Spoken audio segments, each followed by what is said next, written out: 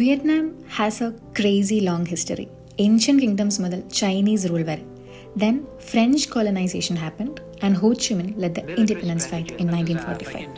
വാർ കഴിഞ്ഞ് 1975 the country became one under communism. ഇന്ന് ഹിസ്റ്ററിയും മോഡേൺ ലൈഫും മിക്സായ ഒരു ഹോൾ വൈബാണ് വിയറ്റ്നാം. ഇവിടെ history isn't just in books. You actually feel it everywhere. രാവിലെ ബ്രേക്ക്ഫാസ്റ്റ് കഴിഞ്ഞ് നമ്മൾ നേരെ ഹോയാനിലോട്ട് പോവാണ്. ഒരു 45 minutes to 1 hour ഡ്രൈവാണ് ദനാങ്ങിന്ന് ഹോയാനിലോട്ട്. എത്തിക്കഴിഞ്ഞപ്പോൾ തോന്നി ഹോയാനെ 2 ദിവസമാക്കിയിട്ട് ദനാങ്ങിൽ 1 ദിവസമാക്കായിരുന്നു. കാരണം വഴിയെ മനസ്സിലാവും. ഇന്നത്തെ ഫസ്റ്റ് ഡെസ്റ്റിനേഷൻ ഹോയാൻ ബീച്ചാണ്.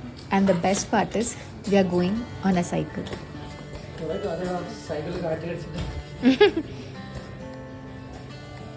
ഇന്നർ ചൈൽഡ് ഹാപ്പി ആയോ? എൻ്റെ ട്രിപ്പിലെ ഏറ്റവും ബെസ്റ്റ് ഇൻവെസ്റ്റ്മെൻറ്റ് എന്ന് പറയുന്നത് എൻ്റെ ഈ ക്യാമറ തന്നെയാണ്.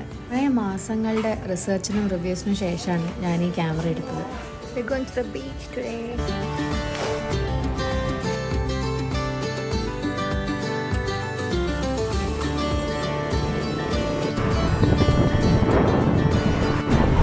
എന്താ ടീ? ഓ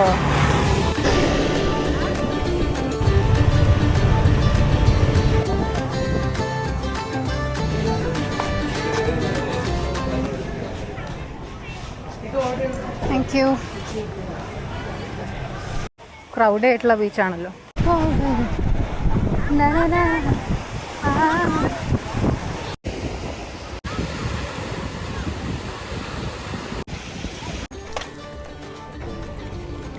വിയറ്റ്നാമിൽ ഒരു സ്പെഷ്യാലിറ്റി ഉണ്ട്. അതായത് ഫുഡ് കഴിക്കുന്നതിൻ്റെ ആ ഒരു ഒത്തൻറ്റിസിറ്റി കിട്ടണമെങ്കിൽ അതിൻ്റെ റോഡ് സൈഡിലിരുന്ന് അവിടുത്തെ സ്റ്റൂളിലിരുന്ന് തന്നെ കഴിക്കണം. വിയറ്റ്നാമി locals food. This is Van Mi. Hoi An is called the city of lanterns because of its beautiful, colorful lanterns lighting up the streets. Cycle സൈഡിലായിട്ട് ഇരിക്കുന്നുണ്ടല്ലോ. ഞാൻ ആദ്യം പറഞ്ഞില്ലേ ദനാങ്ങിൽ 1 ദിവസമാക്കിയിട്ട് ഹൊയ്യാനിൽ 2 ദിവസമാക്കായിരുന്നു. അതിൻ്റെ പ്രധാന റീസൺ ഈ ഒരു സിറ്റിയാണ്.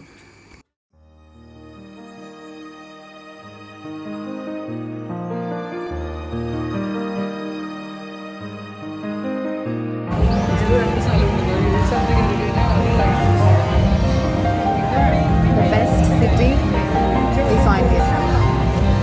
For sure.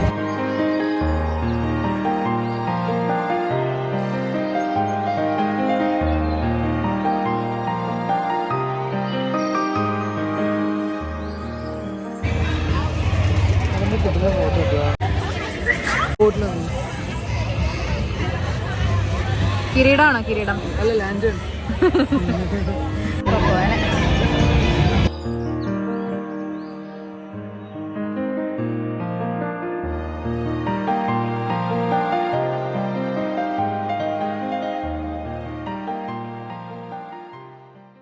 അങ്ങനെ ലാൻഡേൺസ് നോക്കിക്കഴിഞ്ഞ് നമ്മൾ അപ്പുറത്തെ സൈഡിൽ പോയപ്പോഴാണ് ഈ ഒരു പാട്ട് കേൾക്കുന്നത്.